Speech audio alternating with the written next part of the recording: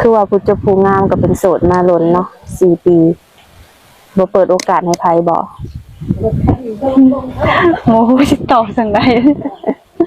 มีคนเข้ามาจีบอยู่ว่าซะถามว่ามีคนเข้ามาจีบบ่มีแต่อายุน้อยน้องเลยบ่มักอืมโดยเจ้ามักอายุเท่าไรน้องมักอายุ30ขึ้นไปมีจำกัดบ่ว่าขึ้นฮอดไสฮอด6060โลยอืมถ้าว่า60นี่เจ้าสิเอาเฮ็ดผัวได้บ่เอาบ่ติว่าเพิ่นเฒ่าบ่บ่น้องมักคนมีอายุหลายกว่า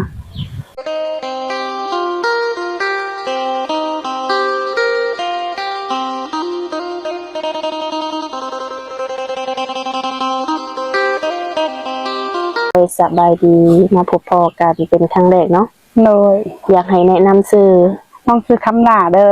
ชื่อคำลาโดยอายุ30 ปีอายุ30 ปีโดย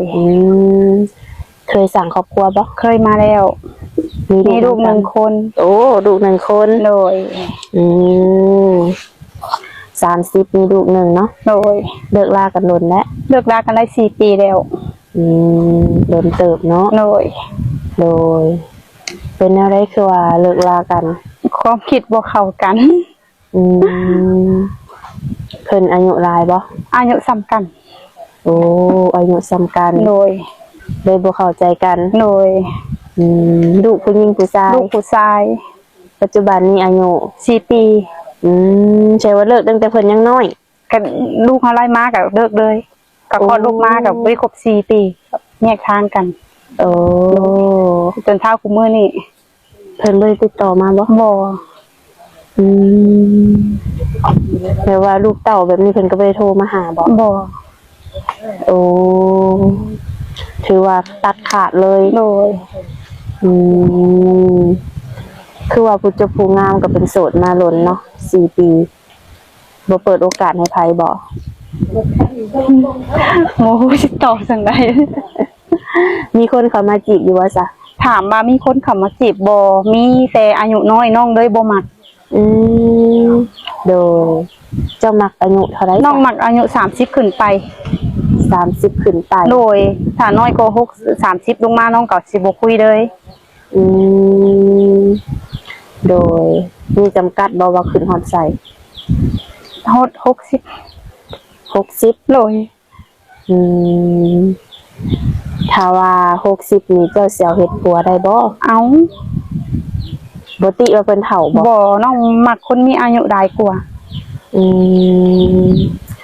สาเหตุที่ว่ามักนี่เป็นเพราะหยังเป็นเพราะว่าเคยคบอายุซ้ำเดียวกันแล้วมันไปกันบ่รอดก็เลยมาเล็งเบิ่งคนอายุหลายกว่าเพื่อเพิ่นเป็นผู้นำเฮาได้เป็นที่ปรึกษาให้ได้เนี่ยโดยเคยล้มบ่ผู้บ่าวอายุหลายบ่เคยมีแต่เข้ามามีแต่อายุน้อยก็เลยตัดสินใจอยู่โสดมาก่อนโดยมื้อนี้ก็ถือว่าออกมาเปิดใจเป็นทางการเนาะโดยมักผู้บ่าวทางไหนนี่ไทยกับอย่างต่างประเทศบ่โดยผู้บ่าวไทยผู้บ่าวต่างประเทศหนุ่มลาวไปเฮ็ดงานอยู่ต่างประเทศได้บ่ได้ถ้าว่าหนุ่มลาวอยู่บ้านใกล้เฮือนเคียงนี่เบิดสิทธิ์บ่มัก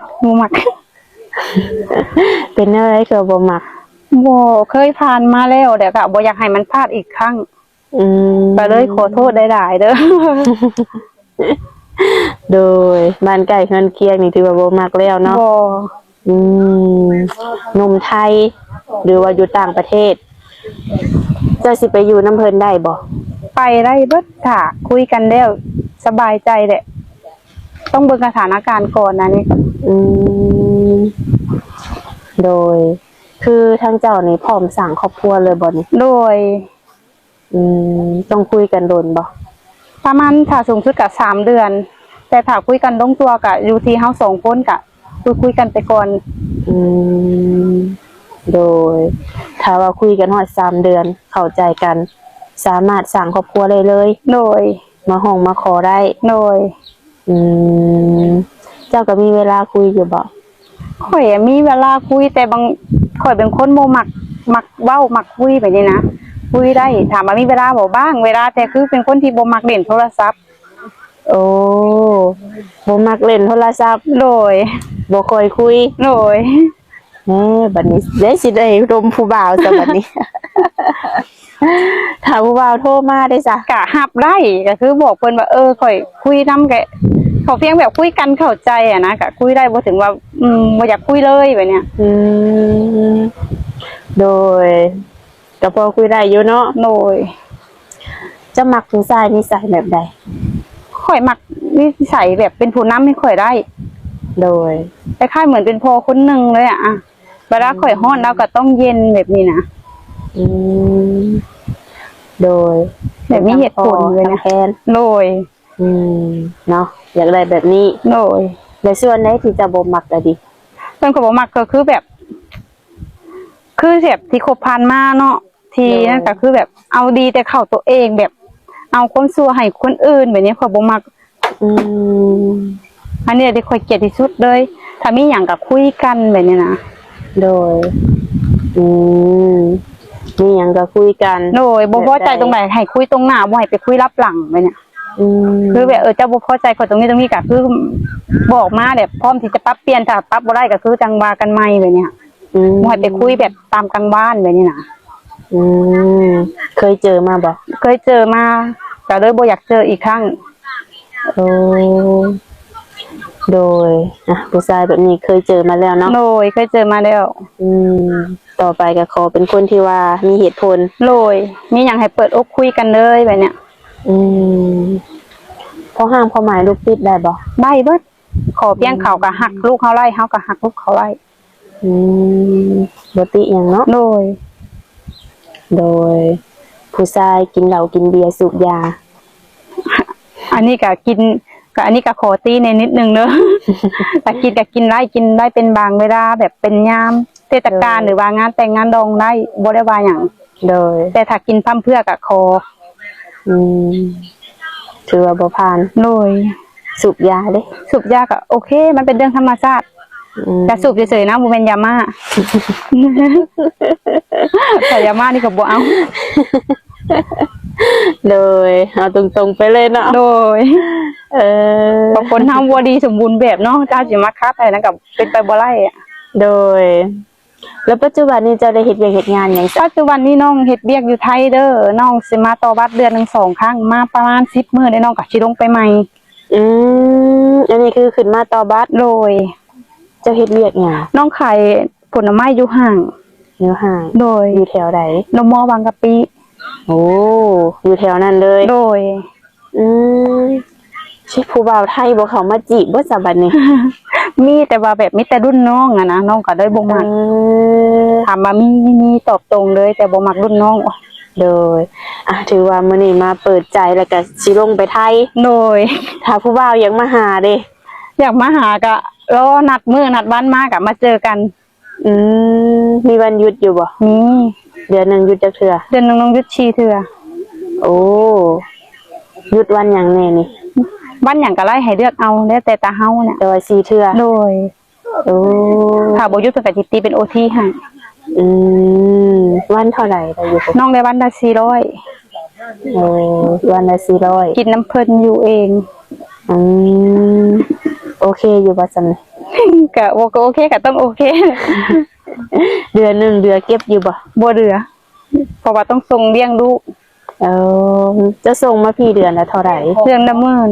เงินละหมื่น โดย เงินเดือน12,000 โดย ส่งมาเดือนละหมื่น โดย ค่าห้องเจ้าได้ซะ ค่าห้องน้องสิอยู่น้ำเอื้อยเด้ อืม สิซอยแค่ค่าน้ำกับไฟเพิ่นได้แต่ว่ามีเอื้อยก็เข้าใจบ่ว่าเลี้ยงลูกผู้เดียวแบบเนี้ย อืมโดยแสดงว่าเดือนหนึงเจ้าใช้จ่ายบ่หลาย น้องบ่ได้ใช้เลยมีแต่โอมน้ำเมียนพี่ โอ้มีแต่เก็บอย่างเดียว เก็บโมเมนต์ซื้อนมให้ลูก โดยโอ้อันนี้ก็คือถ้าว่าในกรณีที่ว่าผู้บ่าวอยากมาหาต้องนัดก่อนเนาะ โดย ว่าทางเจ้านี่สิว่างบ่ โดย เพิ่นชวนไปดินไปเที่ยวก็ได้แล้วว่า ได้ ถือว่าบ่มีปัญหาหยังเนาะ โดย อืมโดยถ้าว่าสร้างครอบครัวนี่ก็คือในการโอรมกัน เวลาใน3 เดือนเนาะจะว่า โดย เพิ่นสิขอยังไปอยู่น้ำนี่ก็พร้อมเนาะไปสั่งไปซาน้ำเพิ่นได้แต่ว่า ได้ อืมถ้าว่ามีครอบครัวอีกเทื่อนี้สิจัดงานแต่งบ่ บ่ เป็นเท่าไหร่ บ่อยากจัดก็สิเฮ็ดแค่ผูกพักผ่อนเข้าน้อยๆเอาแจ้งเฒ่าแจ้งแก่ให้พ่อแม่หาผู้ทั้งสองฝ่ายได้ก็พอ โดยมันมีค่าสินสอดจะได้สัก ค่าสินสอดก็แล้วแต่สมมาพาควรแล้วแต่เดี๋ยวคุยกันไป อืมคือบ่ได้เว้าเท่านั้นเท่านี้เนาะ บ่ อืมโดยโอ้ก็ถือว่าบ่ได้มีหยังได้เนาะ บ่มีหยังล่ะ แล้วเมื่อได้สิลงไปไทยบัดนี้ วันที่20วันที่20โดย อีกโลนเติบอยู่เนาะ โดย พักผ่อนอยู่น้ำลูก โดย โดย มาบ้านแบบนี้ก็ไม่ได้ไปเที่ยวทางใดบ่ บ่ก็มีแต่พาน้องมาหาหมู่ โอ้ส่วนตัวเจ้านี่มาบ้านนี่มักไปดินไปเที่ยวอยู่บ่ เอาแบบส่วนตัวเลยเด้อ เลย มักนอนอยู่เพื่อน เป็นคนโวมักไปเด่นไปเที่ยว เป็นคนเซยๆบ้านๆก็เลยโดนเท บ่ว่าผู้งาม แม่น ปานนี้โดนเท โดนเท ผู้ว่าทางใดก็สิมาใจดำแท้ ว้าวใกล้บ้านนี่ล่ะ เออ อันนี้ก็เลยเป็นสาเหตุที่ว่าเข็ดแล้ว โดย อืม เข็ดจนตายได้แหละ โดยมักนอนอยู่เฮือนเพิ่นว่าทุกค โด น ย ชื่อว่าหายากเติบอยู่ ปกตินี่มักไปหันไปหนีเนาะ บ่ไป สาวอืม แบบคือผู้บ่าวสิเขามาจีบเจ้านี่นะเจ้าต้องจำกัดบ่ว่าต้องเอาคนรวย บ่จำกัด โดยฐานะสำใดก็ได้บ่ โดย โอ้ ขอเพียงบ่จนกว่ากัน ให้พี่พอกินพอใช้บ่เป็นหนี้มาแบบเนี้ยน้องบ่กำจัดเลยนะ โดยอาชีพเวียกงานเพิ่นได้ซะ อาชีพเวียกงานก็บ่กำจัด อืม ได้ เบิด ตลอด ขอเพียงเป็นอาชีพสุจริต อืมโดยบ่ได้อันจำกัดอีหยังเขาเนาะ บ่ ได้เบิด โดย หน้าตาของเพิ่นเด้ หน้าตาก็บ่เน้น ขอเพียงใจดี น้องบ่เน้นหน้าตาหุ่นห้อยบ่เน้น โดย อยู่แล้วสบายใจ อืมจะมักคนสูงคนต่ำ บ่มีสเปคเลยไล่เบิด ได้เบิด โดย อืมส่วนตัวเจ้าในความสูงเท่าไหร่ ของน้องส่วนตัวความสูง150 น้ำหนักเด้ น้ำหนักโอ้น้ำหนัก40 40โดย กินข้าวมื้อจักเทื่อนี่ กินหลายแต่บ่ขึ้น บ่ โดย หายากเลยน้ำหนัก40นี่โอ้สูง150น้ำหนัก40 โดย ส่วนคนที่จะเข้ามาหานี่แบบแรกได้เบิด โดย โอ้โดยถ้าในกรณีคือเจ้าเปิดใจมื้อนี้เนาะคือคุยกันสัก4-5 มื้ออีหยังเพิ่นอยากมาหาฮอดเฮือนเลยจ้ะ ได้น้องบ่มีปัญหา ขอเพียงโทรมาแล้วก็ผ่านเมย์อนุญาตเมย์ให้มาก็คือมาได้เลย ให้แม่รับรู้นะ โดย แม่อายุจักปี แม่อายุ42 พอเด้ พอน้อง50 อืมโดยในครอบครัวเจ้านี่อยู่กันจักคน ในครอบครัวตอนนี้อยู่รวมทั้งหมดอยู่กัน5 คน แต่ว่าเพิ่นแยกกันไปสร้างครอบครัวอยู่ฝั่งไทยเบิดเลยเหลือแต่น้องกับแม่กับลูก3 คน อืมปัจจุบันนี้เนาะ โดย โอ้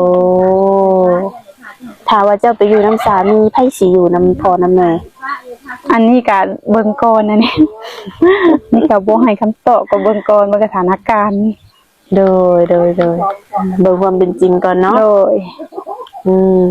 ลูกเจ้าเขาโรงเรียนแล้ว ยัง อืม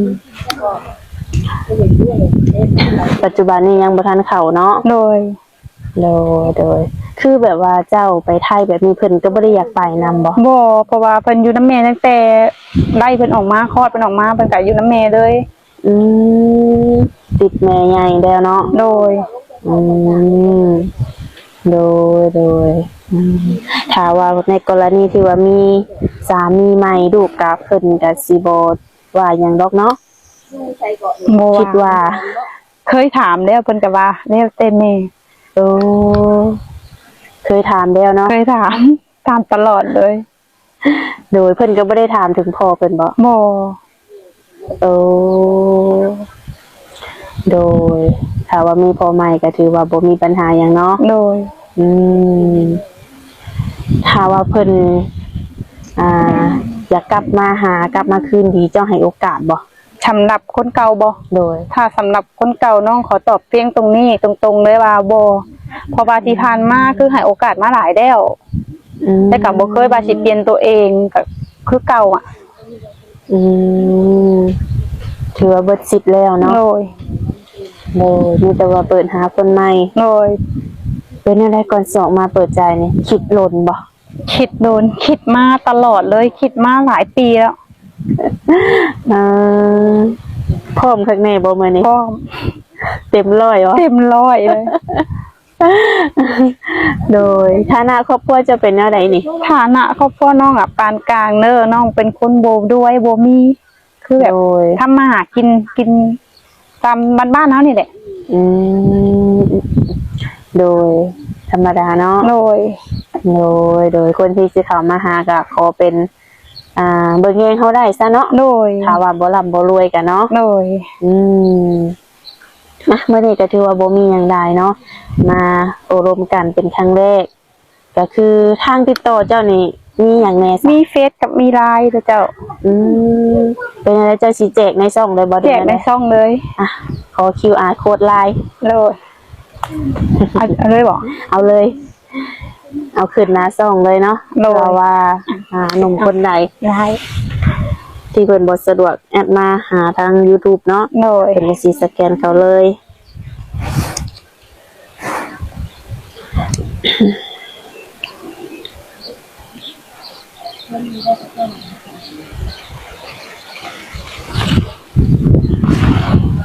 นี่เด้อทุกคน อันนี้จะเป็น QR code ไลน์ของเพิ่นเนาะมองอะไรตัวโต